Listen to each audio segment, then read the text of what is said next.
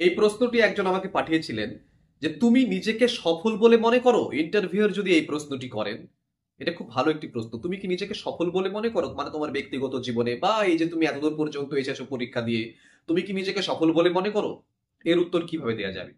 আচ্ছা দেখুন, সফলতা এক জিনিস আর সার্থকতা কিন্তু অন্য আর একটা জিনিস। হ্যাঁ, আপনি কি হতে চান, সফল না সার্থক? সফলতা কাকে বলে? একটা গান আছে নচিকেতা চক্রবর্তীর, চাই ভালোবাসা নাকি ভালোবাসা চাই, সার্থকতা নাকি সফলতা চাই।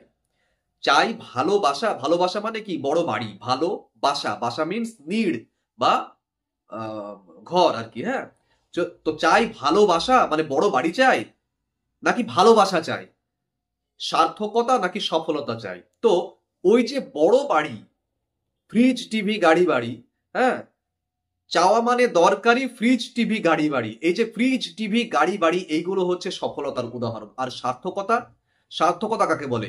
আমাদের ভেতরে আমাদের অন্তরাত্মা আমাদের কাছ থেকে যা চায় সেইটা যদি আমরা পূরণ করতে পারি, সেটাকে বলা হয় সার্থকতা।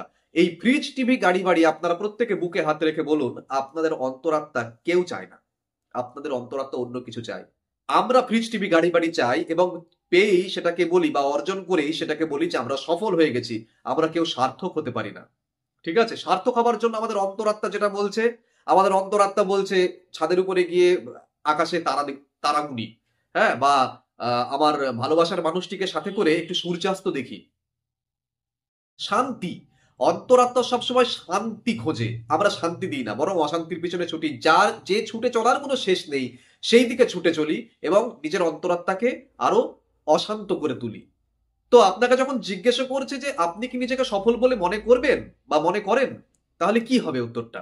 মানে ওই জীবনের পাখিটার দুটো ডানা, দু ডানার দুটো দিক, দুটো ঠিকানা। এক ডানা চাই যদি মেঘে ঢাকতে, আর একটা চাই পাপ ধুলো ঘাটতে, একই পথে দুজনার চলতে মানা।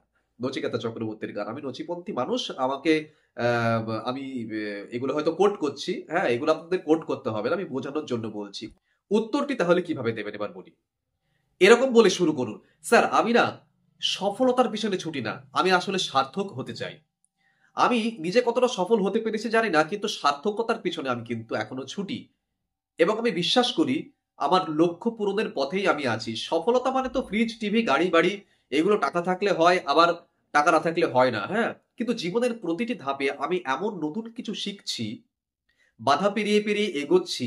আমার কাছে আহ, সেই সার্থকতা এসেছে যে আমি এখন দায়িত্ব নিতে পারি, সঠিকভাবে পালন করতে পারি, অন্যের জীবনেও আমি ইতিবাচক প্রভাব ফেলতে পারি, যেটা মানুষ হিসেবে এই পৃথিবীতে আসার পরে আমার প্রাথমিক কর্তব্য বলে আমি মনে করি আর কি। এবং সেখানেই সব থেকে বড় সার্থকতা যে মানুষ হয়ে জন্মে আমি একটা মানুষের পাশে দাঁড়াতে পারি।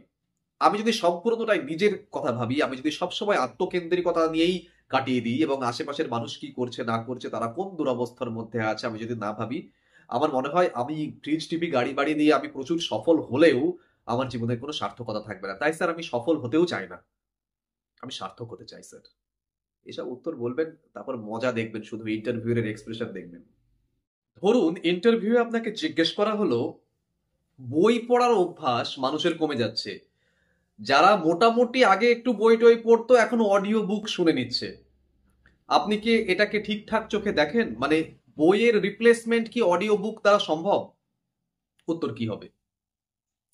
দেখুন, এই সমস্ত ক্ষেত্রে যে ট্র্যাডিশনটা চলে আসছে, এই ট্র্যাডিশনটাকে আমরা কখনো অস্বীকার করতে পারি না। বই পড়ার থেকে উপযোগী কখনো কোনো কিছু হতে পারে না, বা অডিও বুক কখনো বই পড়াকে রিপ্লেস করতে পারে না, তাই তো? তাহলে উত্তরটা সাজিয়ে গুছিয়ে কিরকম হতে পারে? স্যার বা ম্যাডাম, আমি মনে করি বই পড়ার অভ্যাস কমে যাওয়া খুব চিন্তার একটি বিষয়। বই পড়া তো শুধু তথ্য দেয় না, মানুষের কল্পনা শক্তি বাড়ায়, বিশ্লেষণ ক্ষমতা বাড়ায়, ধৈর্য, ভাষা জ্ঞান ইত্যাদি শেখায়, যুক্তিবোধ, পর্যবেক্ষণ শক্তি, ক্রিটিক্যাল থিঙ্কিং অনেক উন্নত হয়। এবার মানুষ এখন অডিও বইয়ের দিকে ঝুঁকছে।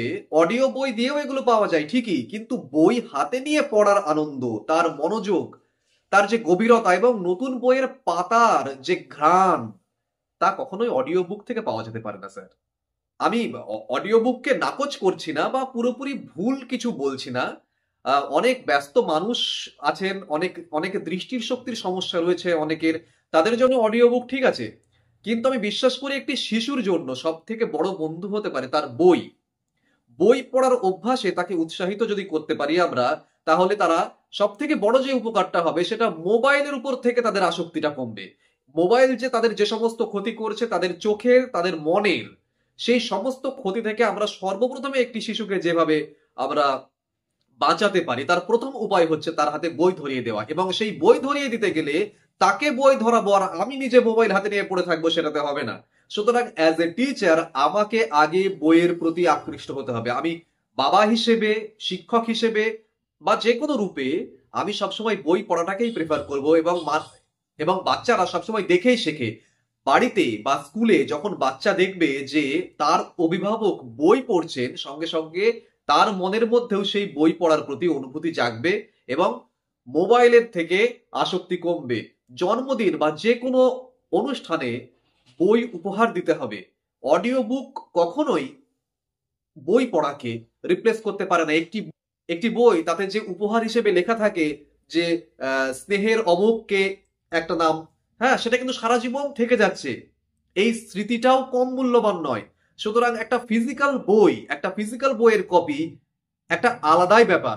একটা অডিও বুক এসে তাকে কখনো রিপ্লেস করতে পারে না। সুতরাং যদি মনোযোগ বাড়াতে হয়, ধৈর্য বাড়াতে হয়, চরিত্র গঠন যদি প্রয়োজন হয়, তাহলে বই পড়তে হবে, বই পড়াতে হবে। অডিও বুক খুব সুবিধাজনক, ঠিক আছে, যারা দৃষ্টিশক্তির প্রবলেম আছে বা খুব ব্যস্ত তাদের ক্ষেত্রে অডিও বুক ঠিক আছে, কিন্তু একটি বাচ্চার জন্য অবশ্যই তার হাতে বই তুলে দিতে হবে। এবং অ্যাজ এ টিচার আমার প্রাথমিক দায়িত্বই হবে বাচ্চার হাতে বই তুলে দেওয়া, গল্পের বই তুলে দেওয়া, তার হাতে রূপকথা তুলে দেওয়া, তার হাতে সমাজের চিত্র তুলে দেওয়া, তাকে নতুন বইয়ের গন্ধ দেওয়া। ওকে। সমাজ গঠনে শিক্ষকের ভূমিকা কি? স্যার, শিক্ষক সমাজের বা সমাজ গঠনের অন্যতম স্তম্ভ। শিক্ষক শুধু পাঠদান করেন না, তিনি ভবিষ্যতের নাগরিক তৈরি করেন। একজন শিক্ষকের মাধ্যমে শিক্ষার্থীরা কি কি শেখে? জ্ঞান, মূল্যবোধ, নীতি, নৈতিকতা, দায়িত্ববোধ, নেতৃত্ব গুণ, এই সমস্ত কিছু অর্জন করে একজন শিক্ষকের মাধ্যমে, যা পরবর্তীতে সমাজের উন্নয়নের মাধ্যমে প্রতিফলিত হয়। শিক্ষক সমাজে সচেতনতা বৃদ্ধি করেন, শিক্ষার্থীদের সঠিক পথে পরিচালিত করেন এবং সমাজে শান্তি, সাম্য, সহমর্মিতা, মানবিক মূল্যবোধ প্রতিষ্ঠা করেন। একটি সুস্থ, শিক্ষিত, দায়িত্বশীল সমাজ গঠনের ভিত্তি একজন শিক্ষক তৈরি করেন। আমরা জানি অনেক প্রফেশনের অনেক মানুষ আমাদের সমাজে থাকে, কিন্তু যে যা প্রফেশনেই থাকুক না কেন তাদের কিন্তু বাল্যকাল থেকে পড়াশোনার শেষ পর্যন্ত, এমনকি তার পরেও শিক্ষকের কাছে আসতে হয় এবং তার কাছে মাথা নত করতে হয়। আজকে শিক্ষকের সঙ্গে শিক্ষক ছাত্র সম্পর্ক অনেকটা ঢিলে হয়ে গেছে, সেটা আলাদা প্রসঙ্গ স্যার, কিন্তু আমি মনে করি একজন মানুষের মধ্যে তার রুচি তৈরি, তার পছন্দ অপছন্দ তৈরি, সে কোন পথে পরিচালিত হবে সামনের দিকে তৈরি একজন শিক্ষক তৈরি করেন। শিক্ষকের পড়ানো একটি কবিতা বা একটি গল্প, হ্যাঁ, বা একটি অঙ্ক কতটা মনে রাখতে পারলো বা নিউটনের তৃতীয় গতিসূত্র কতটা মনে রাখতে পারলো স্যার, সেই বিষয়ে আমি বদার নই। আমি এটুকু মনে করি যে ক্লাসের লাস্ট বেঞ্চে যে ছেলেটা বসে থাকে, সব থেকে যে দুষ্টিমি করে, সেই ছেলেটাকেও আমি যদি কিছু শেখাতে পারি, আজকে থেকে 25 বছর পরে বাসের ট্রেনে যখন তার সঙ্গে দেখা হবে, সে কিন্তু আমাকে বলবে, স্যার সেই যে বলেছিলেন 25 বছর আগে, আমি এখনো মনে রেখেছি। একজন শিক্ষক একমাত্র একমাত্র পেশা হচ্ছে এই শিক্ষকতা, যার মাধ্যমে একজন শিক্ষক কিন্তু সেটি করতে পারেন। এটি অন্য কোনো পেশায় সম্ভব নয়। সুতরাং সমাজ গঠনে একজন শিক্ষকের ভূমিকা অপরিহার্য এবং অপরিসীম। ক্লাসে আপনি পড়াতে গিয়ে ভুল পড়িয়েছেন বা একটি প্রশ্নের ভুল উত্তর দিয়েছেন, ছাত্র ঠিক করে দিয়েছে আপনাকে, হতেই পারে এরকম, কিন্তু এরকম সিচুয়েশন, আপনি সেই সময় কি করবেন? ধরুন ইন্টারভিউয়ার আপনাকে এই প্রশ্নটি করলেন যে আপনি ক্লাসে ভুল পড়িয়েছেন বা একটা একটা প্রশ্নের ভুল উত্তর দিয়েছেন ছাত্রদের সামনে, একজন ছাত্র সেটা ঠিক করে দিয়েছে, এবার আপনার কি করণীয়? ওই সময়ে আপনি কি করে ব্যাপারটাকে ট্যাকেল করবেন? এবার দেখুন, সবসময় একটা কথা মাথায় রাখতে হবে যে না পড়ানোর থেকে ভুল পড়ানো আরো খারাপ, এবং আরো খারাপ হচ্ছে সেই ভুলটাকে ঠিক বলে চালিয়ে দেওয়া। সুতরাং যখন ক্লাসে ছাত্র আপনার ভুল ধরেছেন এবং আপনি নিজেও বুঝতে পারছেন সেটা ভুল, সেটা কি কোনো মতেই সেটিকে ভুল বলে মানে ঠিক বলে চালিয়ে দেওয়া কিন্তু যাবে না। মানে এটা এর থেকে জঘন্য অপরাধ আর কিছু হতে পারে না, যে আমি যেটা বলছি সেটাই ঠিক। হ্যাঁ, হন অনেকে ওরকম গোয়ার্তুমি করেন অনেকে, হ্যাঁ, অনেক জায়গাতে দেখা যায়। হ্যাঁ, তো ওইরকম গোয়ার্তুমি করা যাবে না। উত্তরটি তাহলে কি হবে সাজিয়ে গুছিয়ে বলতে গেলে? তো প্রথমেই আমি দেখে নেব যে ছাত্রটি যেটা বলছে ঠিক বলছি কিনা, মানে আমি ভুল যে বলেছি সেটা আমি আগে দেখে নেব। যদি দেখি যে সত্যিই আমি ভুল বলেছি, তাহলে কখনোই আমি ভুলটাকে ঠিক বলে চালানোর চেষ্টা করব না। আমি অবশ্যই ছাত্রটিকে বলব, "হ্যাঁ, তুমি ঠিক ধরেছ, আমার একটু ভুল হয়ে গেছে এই জায়গাটায়।" যেহেতু স্যার আমি একজন মানুষ এবং মানুষ মাত্রেরই ভুল হয়, তো শিক্ষক হিসেবেও আমার ভুল হতেই পারে। আ সেই ভুল স্বীকার করতেও আমার কোনো দ্বিধা থাকবে না। শিক্ষার্থীদের সামনে আমি একজন দায়িত্বশীল শিক্ষকের মতো নম্রতার সঙ্গেই আমি আমার ভুল স্বীকার করব। ছাত্রটিকে বকাঝকা তো অনেক দূরের কথা স্যার। আমি নিজেই মনে, মনে লজ্জিত হব ভুল করবার জন্য এবং অবশ্যই সঠিক ব্যাখ্যাটি তুলে ধরে আমি আবার বলব, "চলো আমরা সবাই মিলে আবার বিষয়টা রিভিউ করি আরেকবার।" হ্যাঁ? তো এই করে আমি আমার ভুলটিকে শুধরে নেব এবং পাঠটি আবার আনন্দদায়কভাবে আমি আবার করবার চেষ্টা করব। আমি কখনোই আমার ভুলটিকে ঠিক বলে চালানোর চেষ্টা করব না। এবং মোস্ট ইম্পোর্টেন্ট একটা পয়েন্ট এড করতে ভুলবেন না যে, এইরকম ভুল যাতে আমার আর ভবিষ্যতে না হয় সেই বিষয়েও আমি সতর্ক থাকব। অর্থাৎ ভুল মানুষ মাত্রই হতে পারে। আমি ভুলটা শুধরে নেব এবং সেই ভুল যাতে ভবিষ্যতে না হয় সেদিকেও আমি লক্ষ্য রাখব। একজন শিক্ষক হিসেবে সবকটি আপনার দায়িত্বের মধ্যে পড়ে। ওকে?